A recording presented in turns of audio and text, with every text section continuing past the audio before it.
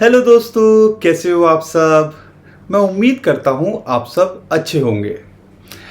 दोस्तों, नया महीना शुरू हो गया है और मुझे पता है और हम ये समझते हैं कि शुरुआत अच्छी नहीं हुई है बिटकॉइन की, और ये $29,000 से नीचे ट्रेड कर रहा है।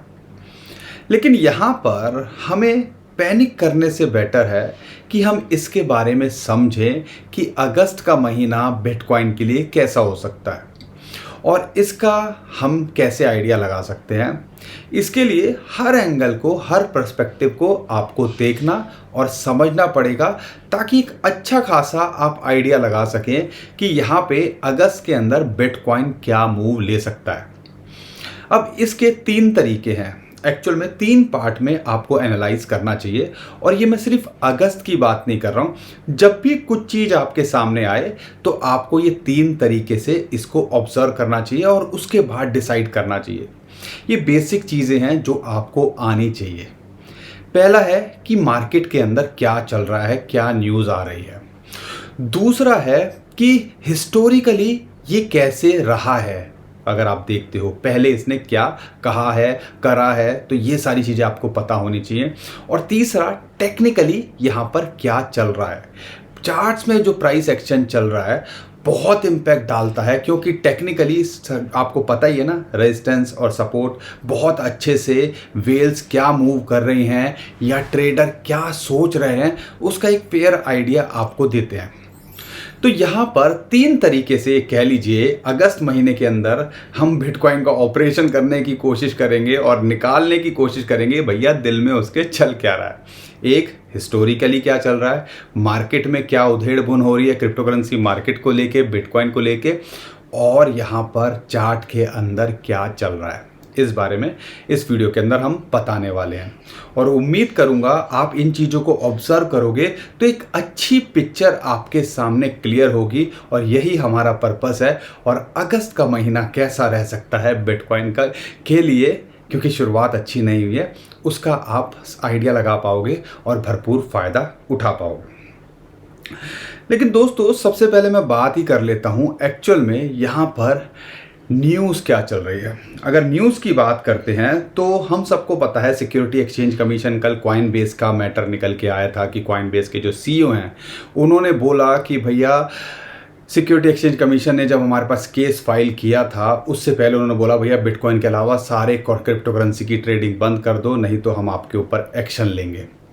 अब यहाँ पर ये थी पिछले से पिछले महीने की बात, और अब ये न्यूज़ निकल के आना, सारी चीज़ें करना, उससे मार्केट के अंदर पैनिक हो रहा है। लेकिन यहाँ पर आपको समझना है कि ये उस टाइम की बात थी, लेकिन कई लोग आज भी उसको ये बोल रहे हैं कि भैया अभी की बात कर रहे हैं, ये अभी लेटेस्ट अपडेट है, इसका करंट मार्केट से कोई लेना देना नहीं है। लेकिन मार्केट में मेन मीडिया हो या कई लोग हैं न्यूज़ भुनाने के चक्कर में, या वेल्स हैं, इस चीज़ को गलत गलत एंगल से बता रही हैं।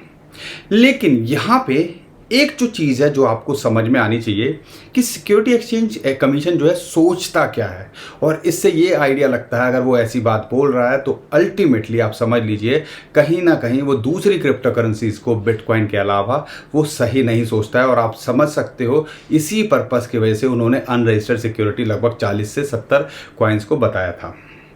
इसकी वजह से एक पैनिक यहाँ पे देखने को मिल रहा है।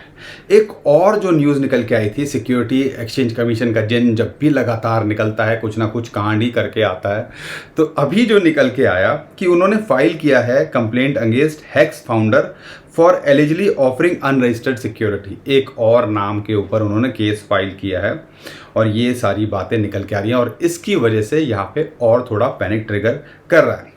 लेकिन सिक्योरिटी एक्सचेंज कमीशन कुछ भी कर ले, आप सबको पता है कि ओवरऑल देखोगे बिटकॉइन या क्रिप्टो करेंसी का फ्यूचर या कोर्ट के अंदर कंटेस्ट होगा, एक्सआरपी का केस जो निकल के आया, उससे एक फेयर आइडिया लगता है कि यहाँ पर मार्केट जो है गिव अप नहीं करने वाली है। ये न्यूज़ चल रही हैं। और एक बड़ी जो न्यूज़ निकल के आई जिसकी वजह से हमने बॉटम देखा बिटकॉइन का 2022 में, FTX अभी जो लेटेस्ट फाइलिंग उन्होंने कोर्ट के अंदर की है उसकी तरह उनके जो फाइलिंग के अंदर से निकल के आया है कि वो रीस्टार्ट करने वाले हैं या करने का प्लान कर रहे हैं FTX एक्सचेंज को। और ये एक बड़ी बात है। कौन इसको ट्रस्ट कर पाएगा कौन नहीं हमें नहीं पता, लेकिन यहाँ पर हमें पता है कि अगर मरा हुआ सांप अगर ज़िंदा हो जाए तो समझ लीजिएगा एक क्रिप्टो करेंसी की जीत है या होप बनती है।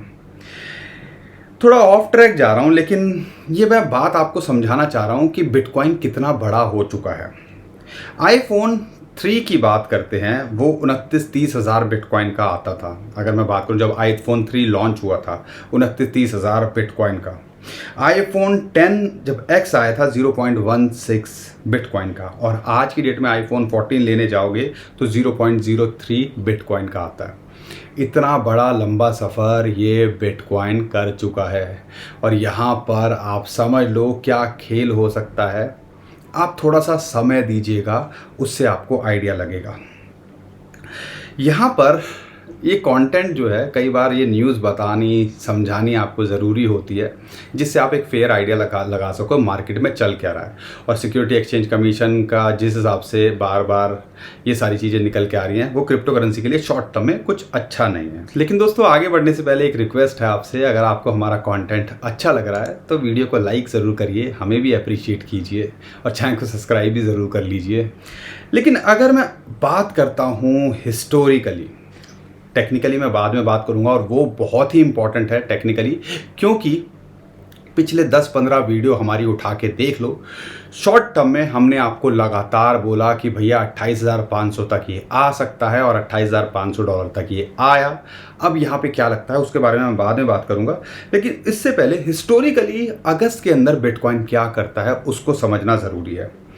अगर आप पीछे का हिस्टोरिकल डाटा देखते हो तो आपको एक आइडिया लगता है जून जुलाई, खासकर जुलाई अच्छा रहता है। लेकिन इस बार अगर देखते हो पिछले अगर 7-8 साल को देखते हो तो दूसरी बार ऐसा हुआ जुलाई नेगेटिव में क्लोज हुआ, लेकिन इतना नेगेटिव नहीं था, सिंगल डिजिट के अंदर था 4-5%, जो इतना बड़ा बिटकॉइन को अगर कॉन्टेक्स्ट में देखते हो तो कुछ ज़्यादा बड़ा वेरिएशन नहीं है।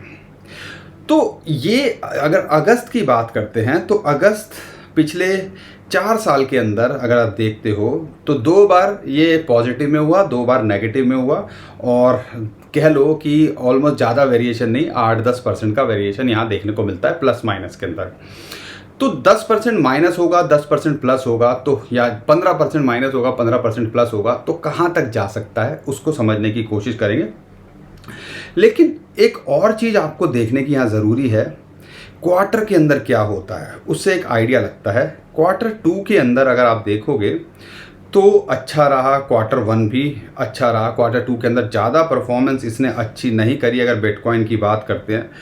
लेकिन अगर क्वार्टर 3 की अगर हम बात करते हैं तो यहाँ पे अगर छोड़ दें पिछला साल जब मार्केट के अंदर हमने पैनिक ट्रिगर देखा था, उसके पहले 2 साल आपको एक डबल डिजिट के अंदर 17-25% का रिटर्न यहाँ देखने को मिलता है।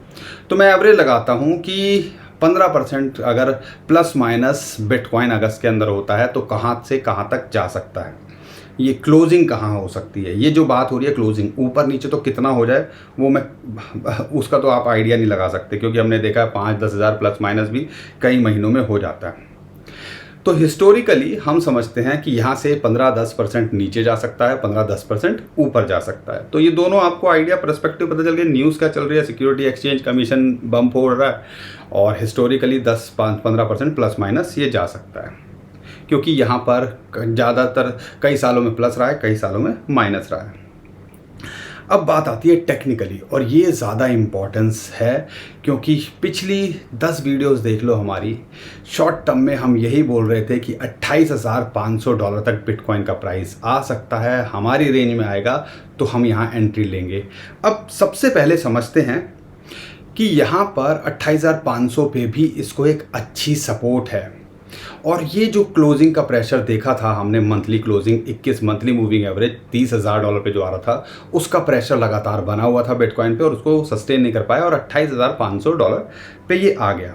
अब अच्छी बात क्या है, जो रेजिस्टेंस 21 मंथली मूविंग एवरेज का वो लगभग इसको मिल रहा था $30,000 के आसपास, अब वही नीचे घट के लगभग $28,500 पे आ रहा है।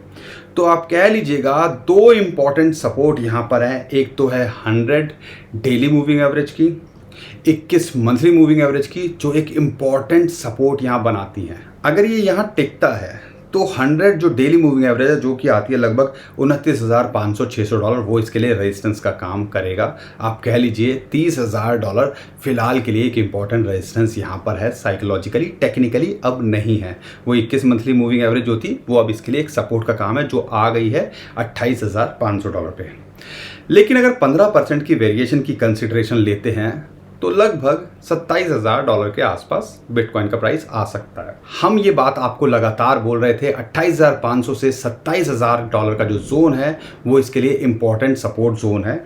वहाँ पे इसके लिए 3 जो है सपोर्ट हैं और ये आप ऑब्जर्व कीजिएगा, अब 3 की जगह 4 हो रही हैं। अब कंसीडर कीजिए 21 मंथली मूविंग एवरेज $28,500 पे। अगर बात करता हूँ डेली मूविंग एवरेज $28,500 पे, फिबोनाची की 0.38 $27,800 के आसपास आप कह लीजिए $28,000 पे इसको एक सपोर्ट है। अगर वहाँ से नीचे जाता है तो लगभग 27,200 या आप कह लीजिए $27,000, जहाँ पे 200 वीकली मूविंग एवरेज जो इसके लिए सपोर्ट निकल के आ रही है वो इसके लिए एक इंपॉर्टेंट यहाँ पे सपोर्ट का काम करेगी।